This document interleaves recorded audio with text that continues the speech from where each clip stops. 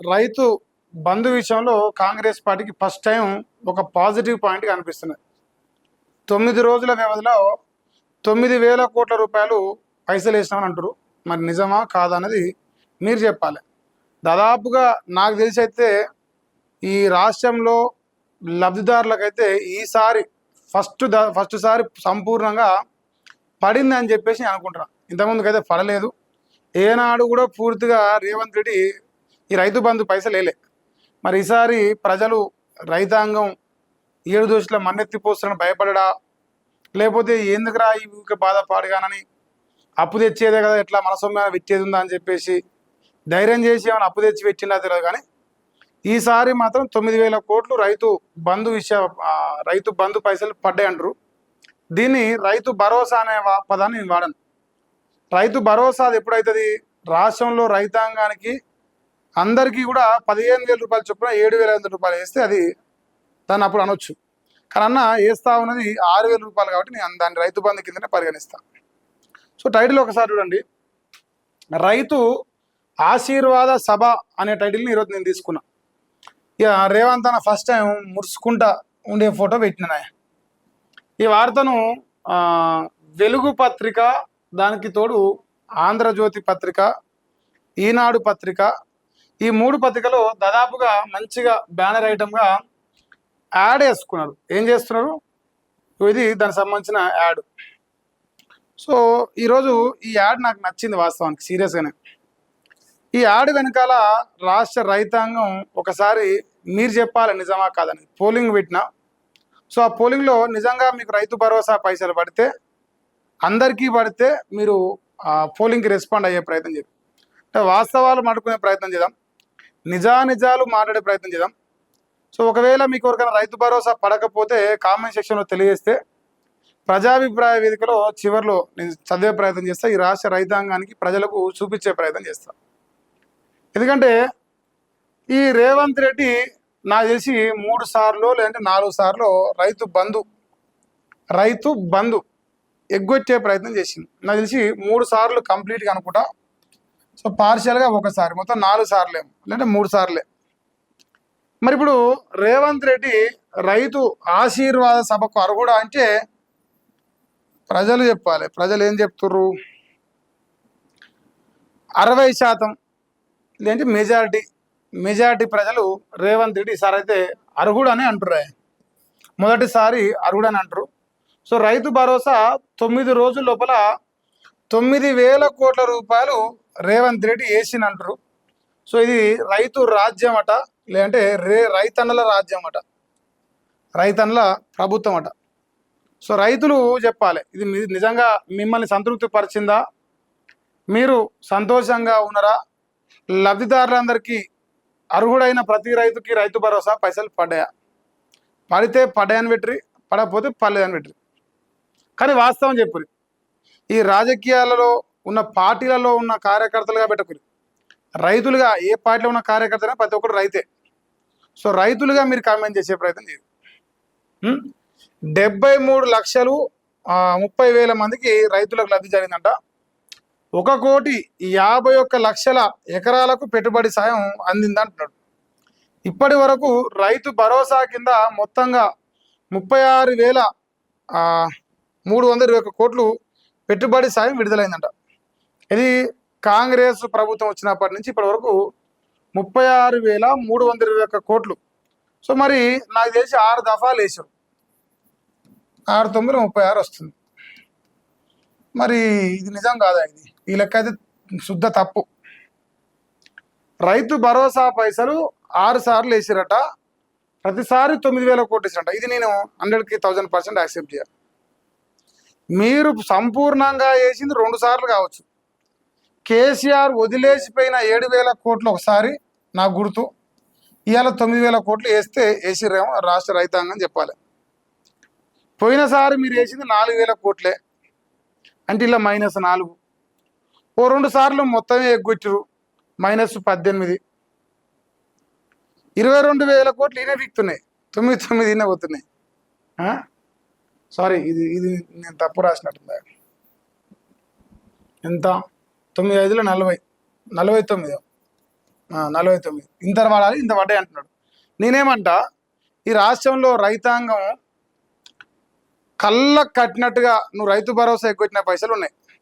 ఇలా నువ్వు దుర్మార్గంగా నేను చేసిన అని రాసుకుంటూ పోతే ప్రజలు నవ్వుతారు. ప్రజలు నవ్వుతురు. ఇంకోటి దానికి తోడేందంటే, నీ ఇందిరమ్మ రాజ్యం కాంగ్రెస్ పార్టీ ఇదైతే రైతు భరోసా అంటున్నావో, ఇది 15,000 రూపాయలు వేసి ఎన్ని పైసలు అవుతుండే? 3,000 మింగినావు కదా. ఇక్కడ 3,000 కట్టింగ్ అనిపిస్తుంది కదా. దీని లెక్క ఏంది?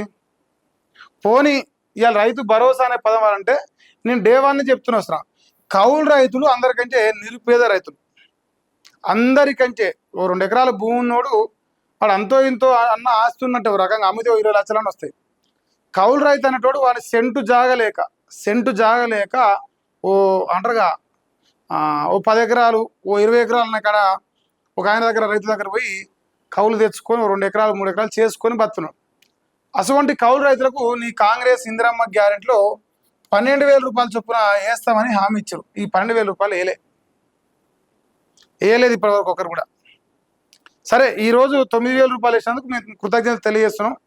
రైతుగా, రైతు బిడ్డగా, వ్యవసాయం చేసినోడుగా, రాజకీయాలకు అతీతంగా కృతజ్ఞతలు తెలియజేస్తున్నాం. ఎవడైనా సరే రైతుకు మేలు చేసినోడు వాడు పాపాత్ముడైనా వాడిని మేము కీర్తిస్తాం.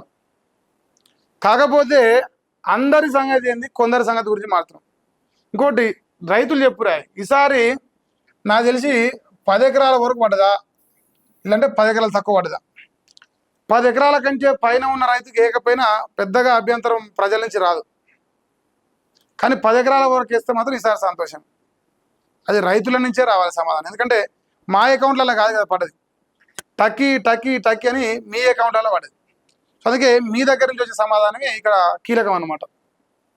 సో రేవంత్ రెడ్డి గారు అయితే రైతు భరోసా వేసిన సందర్భంగా ఇవాళ రైతు ఆశీర్వాద సభ పెట్టబోతున్నట. ఈ జోకుడు వార్తను వీళ్ళే రాశారు. ఒకటి ఈనాడు, ఈమె పేరు ఈనాడు రాసిందా, యాడ్ వేసుకుందా ఈమె ఈడ కూడా వేసింది కదా, ఈడ యాడ్ వేసుకొని బతుకుతుంది. సో వీళ్ళందరూ యాడ్స్ కోసం పనిచేస్తారు, ప్రజల కోసం పనిచేస్తలేరు.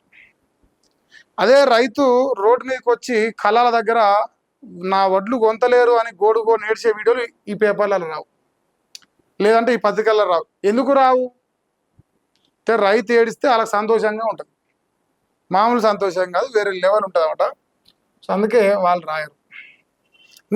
ఇంకొక పెద్ద ముత్తైద, తెలంగాణలో అతిపెద్ద ముత్తైద పత్రికది. సో ఈమె కూడా రాసింది, ఈమె పేరు తెలంగాణ చీకటి రేవంత్ వెలుగు. సో ఈమె కూడా ఇలా ఈ 9,000 కోట్ల జోలు రాసింది.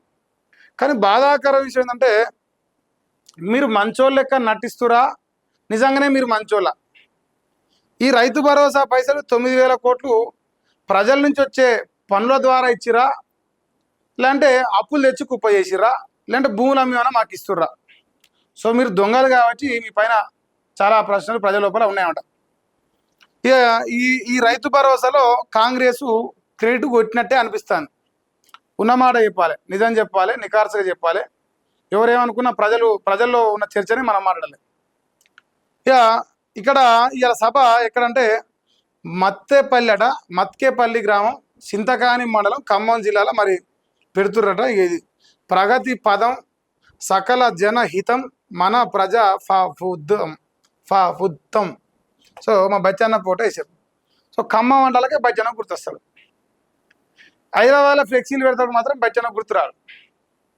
సో ఏది ఏమైనా కాంగ్రెస్ ప్రభుత్వానికి, లేదంటే మీరు చెప్పుకుంటున్న ఇందిరమ్మ రాజ్యానికి, రేవంత్ గవర్నమెంట్కు కృతజ్ఞతలు మా రైతుల తరఫున తెలియజేస్తున్నాం. దీనికి తోడుగా మా కొన్ని విన్నపాలు ఉన్నాయి. మొదటిది, మా రైతులకు నాణ్యమైన గింజలు కావాలి, నాణ్యమైన విత్తనాలు కావాలి.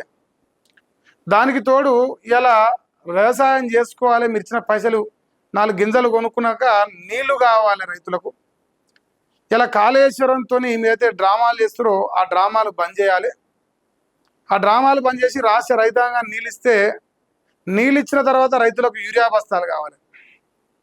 రైతులకు యూరియా బస్తాలు కావాలంటే మీరు ఢిల్లీ కాడ కొట్టడాలి, అద్దము మిగిలిదని తెలిసిపోయింది. సో రైతులని యూరియా యాప్లతోని మ్యాప్లతోని మీ సేవ సెంటర్లతోని వాళ్ళని గాయ చేయకుండా వాళ్ళకు అవసరానికి సరైన సమయానికి యూరియా బస్తాలు ఇవ్వాలి. సో ఈ పనులు చేయరి ఇంకెక్కువ కీర్తిస్తాం, ఇంకెక్కువ ఒప్పుకుంటాం. రాజకీయంగా వేరే అంశాల్లో మీరు ఎక్కడన్నా ఎక్కువ తక్కువ గురించి విమర్శిస్తుండొచ్చు, కానీ వాస్తవాలను ప్రజలకు చూపించే ప్రయత్నం చేస్తాం. సో నికార్సుగా నిజాయితీగా మీరు రైతాంగాన్ని సహకరించరు. నేను చెప్తాను కదా, రైతు చేసిన రాజ్యం బాగుపడదు కాక బాగుపడదు. సో రైతులు సంతోషంగా ఉంచుని రాజ్యం సంతోషంగా ఉంటుంది. ఇది మా రైతులు చెప్పాలి నాయ.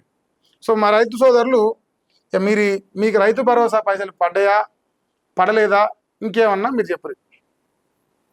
ఇక ఇదొక్క అంశం పక్కన పెడితే ఈరోజు ఇది బ్యానర్ ఐటమ్గా నేను తీసుకున్నా.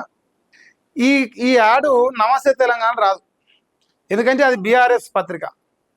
మరి రేపు కల్వకుంట్ల చంద్రశేఖరరావు ఒకవేళ రేపు సీఎం అయితే మీకు సిగ్గు శర ఉంటే ఆంధ్రజ్యోతికి కానీ ఈనాడుకి కానీ వెలుగు పత్రిక కానీ ఈ 3 పత్రికలకు రేపు మీడియా యాడ్ ఇవ్వద్దు. ఇచ్చిరంటే మీకంటే సిగ్గు తప్పిన ఓడలేడు. ఇవాళ నీ పత్రిక నమస్తే తెలంగాణకు యాడ్ ఇవ్వడానికి రేపు నువ్వు ప్రభుత్వంలోకి వస్తే నువ్వు ఒకవేళ ఆంధ్రజ్యోతికి ఈనాడుకి వెలుగునికి అంటే నువ్వు సోయిదా కొన్నట్టు. వాళ్ళు ఎందుకు ఇస్తలేరు? ఇది నమస్తే తెలంగాణ పత్రిక అనేది కేసీఆర్ పత్రికను ఒక ముద్ర వేసారు. మరి అలా ఆ 3 రేవంత్ రెడ్డి పత్రికలు కావా? వాటికి ఎట్లా రేపు మీరు ఆడిస్తారు? సో మీరు సోచాయించుకోలేదు. నేను చెప్పింది నిజమా కాదనేది.